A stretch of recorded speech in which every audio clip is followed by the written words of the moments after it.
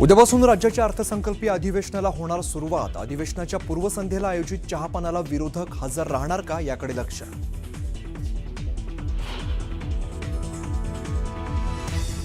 महाविकास आघाडीच्या नेत्यांची आज मुंबईत महत्त्वाची बैठक।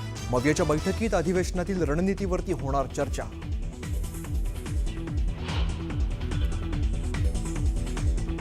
शरद पवारांना पुन्हा एकदा पुण्यातील रुबी हॉस्पिटलमध्ये उपचाराकरता केलं दाखल। सुप्रिया सुळे यांनी व्हॉट्सअॅप स्टेटसवरून दिली माहिती।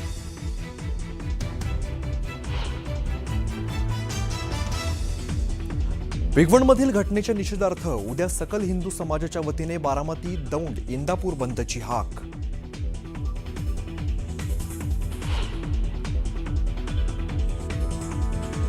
नवी मुंबईतील 50% मालमत्ताधारक वर्षानुवर्ष मालमत्ता कर भरत नसल्याची धक्कादायक माहिती समोर। कर न भरणाऱ्यांवरती कारवाईचा बडगा उगारणार असल्याचा आयुक्तांचा इशारा।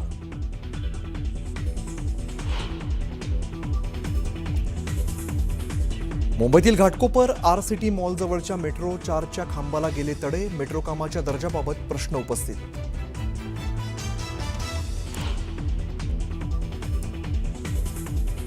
अमेरिकेतील सुप्रीम कोर्टाच्या निर्णयानंतर डोनाल्ड ट्रम्प यांचा थैथयाट।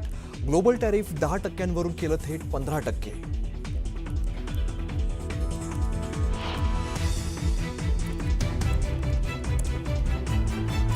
पाकिस्तानचा अफगाणिस्तानच्या अनेक प्रांतात हवाई हल्ल्यामध्ये 25 नागरिक ठार।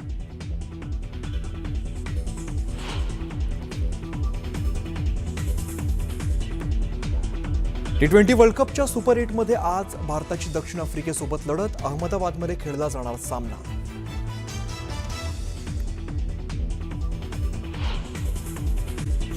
वाल्मिक कराडने सुप्रीम कोर्टामध्ये जामिनाकरता अर्ज केलेला आहे। यावर 26 तारखेला सुनावणी होणार आहे, अशी माहिती संतोष देशमुखांचे बंधू धनंजय देशमुख यांनी दिली आहे। संतोष देशमुख हत्या प्रकरणामध्ये वाल्मिक कराड अटकेत आहे। 2 महिने अगोदर ज्यावेळेस डिसेंबर 17ला बेल रिजेक्ट झाली हायकोर्टात, त्याच्या काही दिवस पुढं एक 8 दिवसाच्या आतच आम्ही सर्वोच्च न्यायालयामध्ये आम्ही कॅव्हेट दाखल केलं होतं आणि ते कॅव्हेट दाखल केल्याप्रमाणे त्यांनी 1-2 महिने म्हणजे शांत बसून आत्ता तिथं अपील केलेलं आहे। परंतु प्रत्युत्तरात आमचे जे वकील आहेत सरकारी पक्षाकडून दिलेले, ते वकील आणि आम्ही त्यावर जे काही 26 तारीख आहे त्याची, तर त्या तारखेला आम्ही प्रत्यक्ष दिल्लीला उपस्थित राहणार आहोत। कुठं जाय म्हणा, तू सुप्रीम कोर्टात जाय, नाही तर ट्रम्पकडे जाय, तिकडं कुठं जाय, तुला सुट्टीच नाही। इतकं पाप केलंय ना तुम्ही, उलट त्याच्याच कुटुंबाने सांगायला पाहिजे आता हे सगळं धन्यामुळे भोगलंय, हे सगळं प्रॉपर्टी धन्यामुळे। आणि आता आमचा माणूस आत गेलाय, त्याच्या बायकोने त्यांनी सांगायला पाहिजे, आशावर जगू नये त्यांनी, आज येईन उद्या येईल। आता बाहेर नसतो खेळ, इतका क्रूर खून करणारा बाहेर असतो का? आणि सरकार टिकल का? त्याला जर जामीन झाले ना, सरकार पडलं त्या दिवशी। सरपंच संतोष देशमुख हत्या प्रकरणातील फरार आरोपी कृष्णा आंधळे 3 वेळा मसाजोगला येऊन गेल्याचा दावा धनंजय देशमुखांनी केलाय। खरं तर कृष्णा आंधळे पोलिसांच्या दप्तरी फरार आहे, पोलीस त्याचा शोध घेत आहेत। मग कृष्णा आंधळे गावी कसा आला? आणि जर धनंजय देशमुखांचा दावा खरा आहे, तर मग कृष्णा आंधळेला कुणाचा आशीर्वाद आहे, असे एक ना अनेक प्रश्न निर्माण झाले आहेत। संतोष देशमुखांची 9 डिसेंबर 2024 साली निर्घृणपणे हत्या करण्यात आली। या हत्याप्रकरणी वाल्मिक कराडसह 7 आरोपी अटकेत आहेत। कृष्णा आंधळे फरार आहे, त्यामुळे कृष्णा आंधळेला लवकरात लवकर अटक करावी अशी मागणी धनंजय देशमुखांनी केली आहे। 3 वेळेस हा आरोपी गावाकडे येऊन गेला, 3 वेळेस, आणि ही माहिती खरी होती। आणि त्यांनी देखील मान्य केलं की हा आरोपी तिथे आलेला होता। परंतु त्याच्यावर त्यांचं जे तपास आहे किंवा त्याला शोधाशोध चालू आहे, त्याच्याकडे कुठलाही मोबाईल नाही किंवा तो मोबाईल वापरत देखील नाही, म्हणून या यंत्रणेला अडचण येऊ शकते, अडचण आलेली आहे। परंतु यावर काय करायचं आणि आरोपीला कसं जेरबंद करायचं, यावर आम्ही लवकरच विचार करून आम्हाला त्याला कसं जेरबंद करून, कारण आमच्या सगळ्या कुटुंबाला जीवितास धोका आहे। मसाजोग मध्ये ते गंभीर बाब आहे, त्याच्यावरती तर एक गृहमंत्रालयाला कळवायला लागेल की जर एक कुख्यात गुंड, ते आरोपी फरार झाला, तो जर मसाजोगमध्ये येऊन गेला असेल तरी गंभीर बाब आहे, त्या कुटुंबाला धोका आहे. मला आता एक कळत नाहीये की हे चाललंय काय, कोणाच्या सांगण्यावरनं सीआयडी काम करत नाहीये का. कृष्णा आंधळेंकडे बरीच काही माहिती आहे जी धनंजय मुंडेंपर्यंत थेट जातीये, म्हणून की काय त्यांच्यावर कारवाई होत नाहीये. आता याचं स्पष्टीकरण खरं तर मुख्यमंत्र्यांना देणं गरजेचं आहे की यांच्यावर कारवाई व्हायला किंवा महाराष्ट्र पोलिसांना एका आरोपीला पकडायला किती वेळ लागतो. माननीय मुख्यमंत्री चौकशी करतील, ते गृहमंत्री आहे. शेवटी या राज्यात शेवटच्या व्यक्तीलाही सुरक्षा देण्याची जबाबदारी गृह विभागाला आहे. या संदर्भामध्ये जी काही तक्रार नोंदवली गेली असेल त्यावर आधारित चौकशी केली जाईल आणि अशी धमकी दिली जात असेल तर त्याला व्यसनही घातलं जाईल धमकी देणाऱ्याला.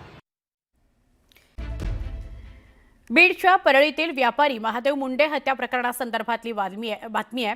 वाल्मिक कराड यांच्या दोन्ही मुलांपासून आमच्या जीविताला, आमच्या कुटुंबाच्या जीविताला धोका आहे असं ज्ञानेश्वरी मुंडे म्हणजे महादेव मुंडेंच्या पत्नी यांचं म्हणणं आहे. त्यांनी या संदर्भात पोलीस अधीक्षकांना सुरक्षेकरता अर्ज सुद्धा केलेला आहे. कुटुंबाबाबत अनपेक्षित घटना घडू शकते, कराडची मुलं त्याला जबाबदार असतील असं ज्ञानेश्वरी मुंडे यांनी या अर्जामध्ये म्हटलेलं आहे. अर्जामध्ये सुशील कराड आणि गणेश कराड यांच्या नावाचा उल्लेखही केलेला आहे. एका अनोळखी मुलाकडून महादेव मुंडेंच्या मुलाला शिवीगाळ सुद्धा करण्यात आली. हत्या प्रकरणाचा तपास सुरू असताना कुटुंब सध्या दहशतीखाली आहे असं ज्ञानेश्वरी मुंडे यांचं म्हणणं आहे.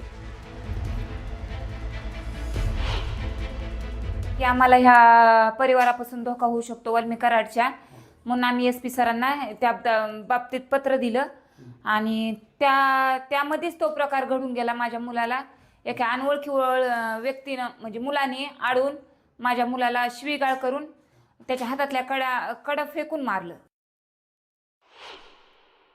गोट्या की ते बाबत एकच मागणी आहे की हा संशयित जो आरोपी आहे त्याला तात्काळ अटक करणं गरजेचे आहे, कारण त्याच्यापासून बी आमच्या परिवाराला धोका निर्माण होऊ शकतो.